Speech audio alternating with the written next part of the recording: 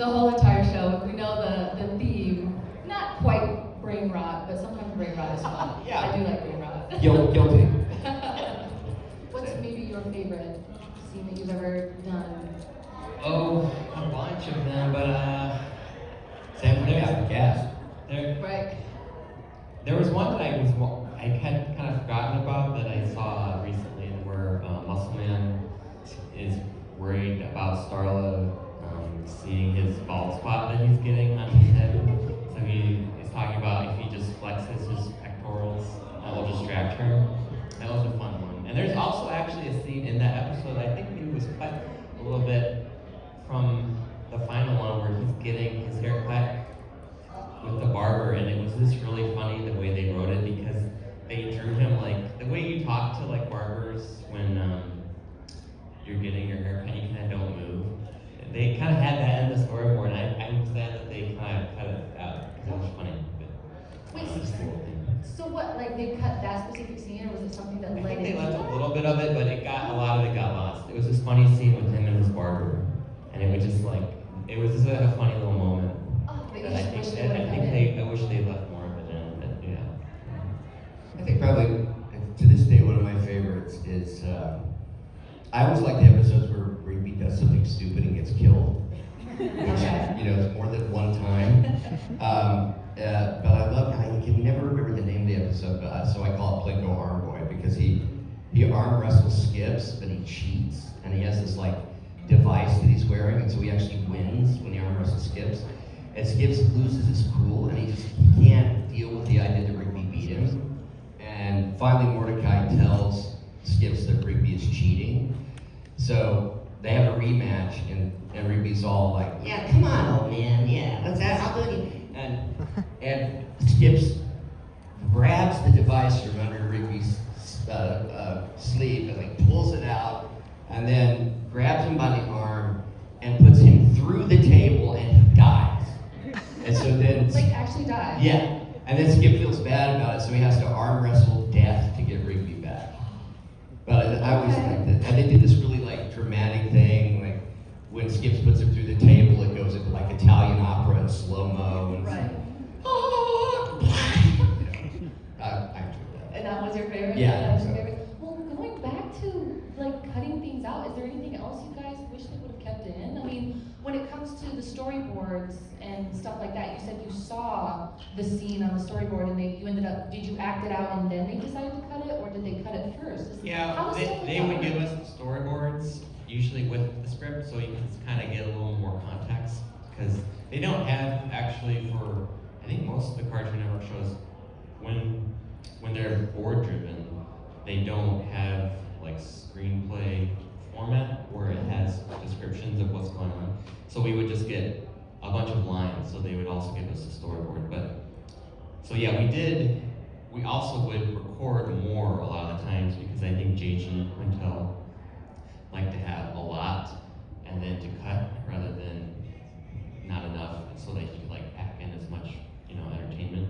So that was just one scene that I think got like trimmed down a lot, that I remember really liking, because it was just like this cute, funny moment. But there's a bunch of things like that. Yeah, usually every episode would get a lot trimmed down, I think. Oh, well, that's sad. It's kind of like lost gems, I guess. Anything you maybe remember? The thing that always stands out to me is we would do what's called international alts, because there are things that you could say in the States that you can't say like in Great Britain, Oh. and vice versa. Like I can't remember exactly which way it broke down, but in one place it's okay to say idiot but not moron, and in the other place it's the other way around. You can say moron but not idiot. I'm wondering, I'm hearing that stuff all the time. I wonder which one they didn't like in the U.S. Yeah, it's wild, and It's then not even that bad. that's why. But and then I guess the Brits were also like they're big. They don't worry so much about sex and violence, but they were very conscious of what's called they called imitated behavior. In other words, something that a kid might see and then do. Like one example I remember is there's an episode where Muscle Man puts a cinder block on the gas pedal of the car, and so we'll go over a cliff, and they couldn't show that in Great Britain because they were worried about the imitated behavior. Oh we have things like that also. Like everyone always has to wear a seatbelt in a car and things. Like they could be going off a cliff, but if they'll just get, oh, you have to have a seatbelt Yeah, on. they have to make sure it's buckled in. So kids, when you go off a cliff, always wear your seatbelt. Yeah, so if you're going off cliffs, Yeah. especially. But yeah, like we talked about earlier, you voice quite a bit of the cast.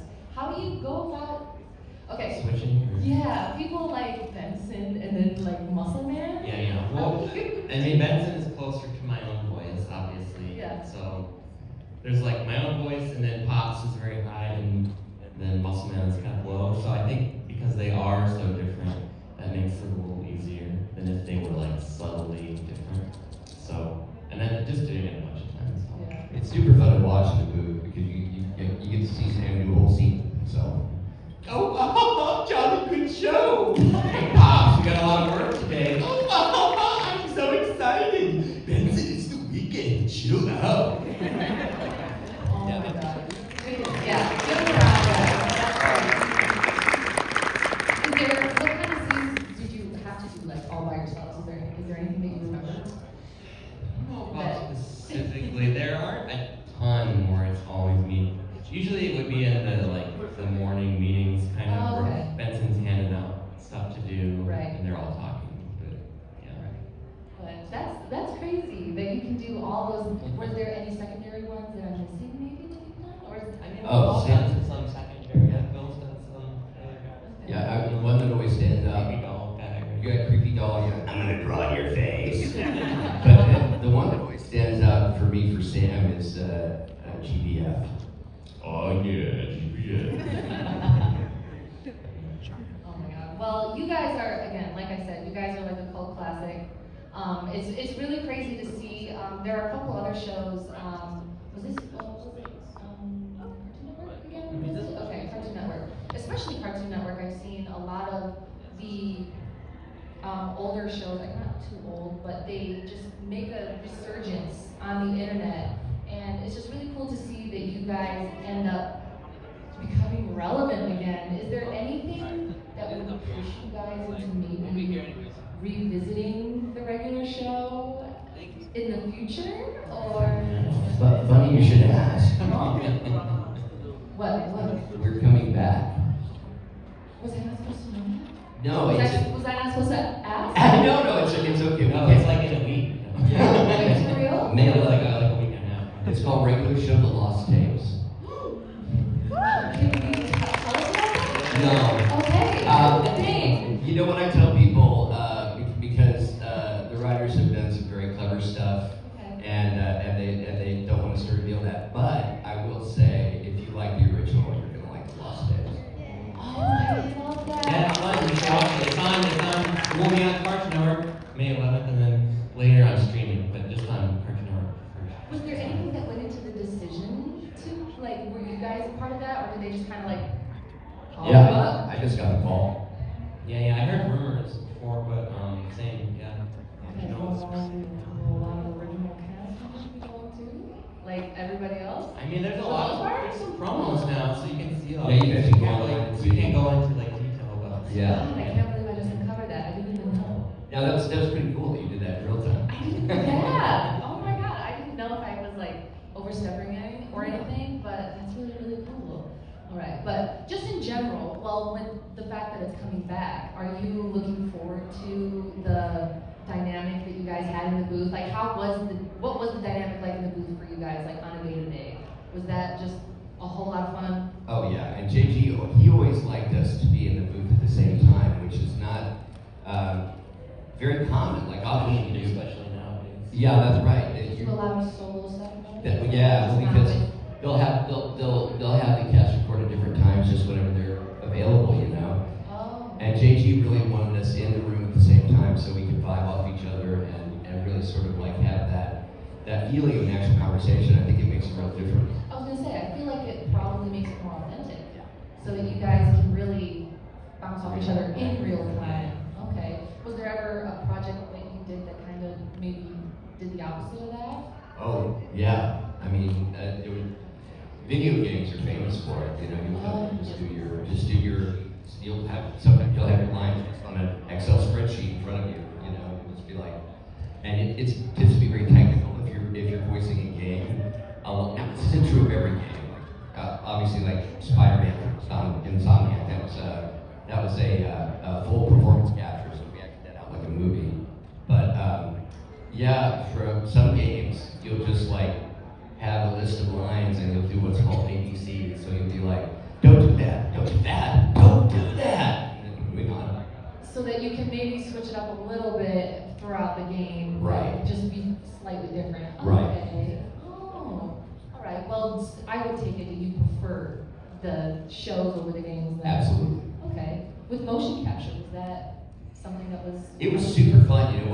Once I got over the fact, the idea that I looked like a magic 8-ball with measles, because they basically got you in a black leotard or unitard, and then they're like putting dots all over you. And you may have seen like Andy Serkis do that for Planet of the Apes or something like that. It's the same kind of thing. You have a camera right here in front of your face. It's called an HMC head-mounted camera. Okay. And you got an independent battery pack that's also powering your microphone. And other than that, it's pretty much like play pretend, because they've got hundreds of cameras around you besides the cameras in your face. So once you understand the basic blocking that they want in the scene, you've got a tremendous amount of freedom. It's like playing pretend.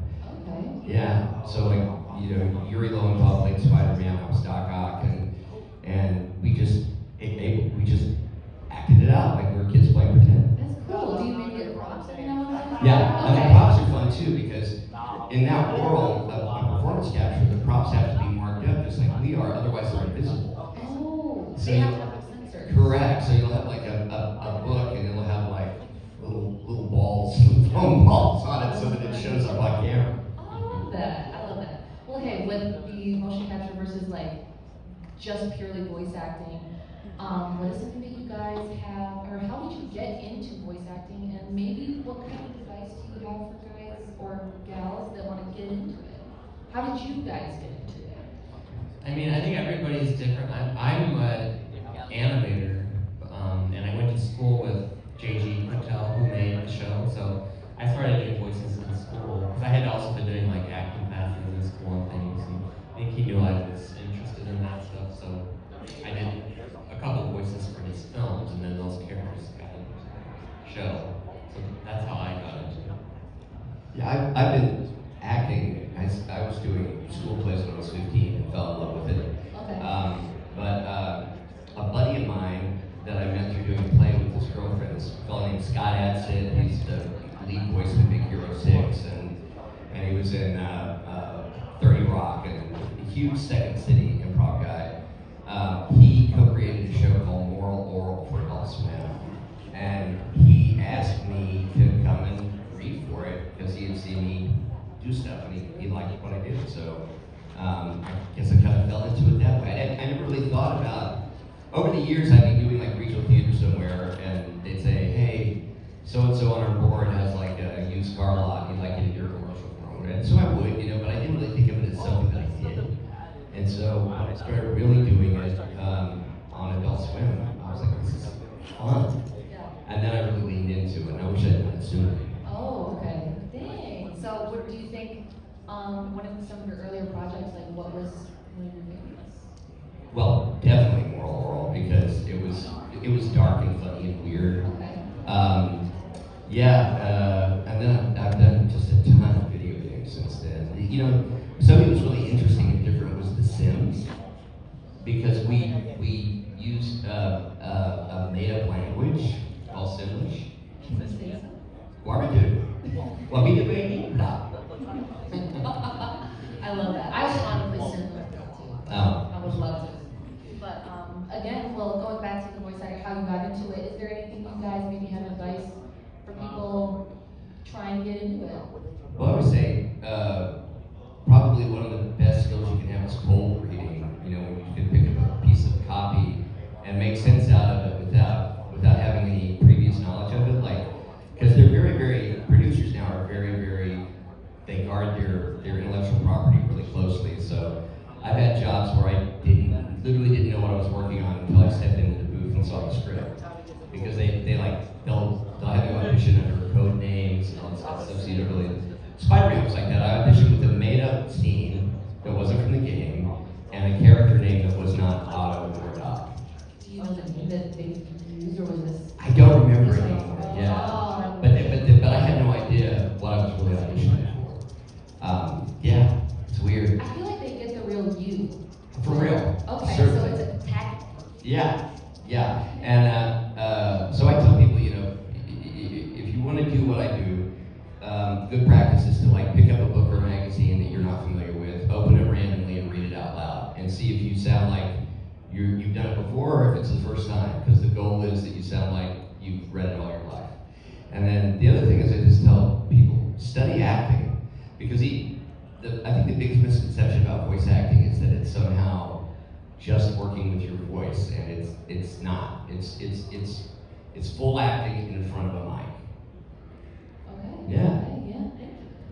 I would say, I mean, like, if you're at all creative or do other things, it's good to have another thing that you do for a job too, because I think there's a lot of time between auditioning and getting jobs and stuff. So if you can have something else that kind of feeds into it also, like I think it works well for me because I'm an animator and I can just make my shorts and things. So if you start working on projects, then you can get into this other thing that you do also, and then work the voiceover into that. So you're like making things with people. That's a good way to just meet people and have it not feel like this grind that you're like, oh, I'm not getting something. So you're like working on stuff and you're generating your own material.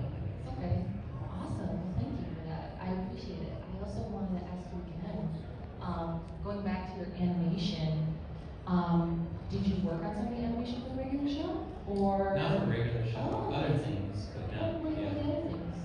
I started at Disney. I was a Disney animator for a few years. So I would animate like Tangled and Princess and the Frog a little bit. Oh, I love that. And then I kind of more like an independent animator now. I make my own shorts and things.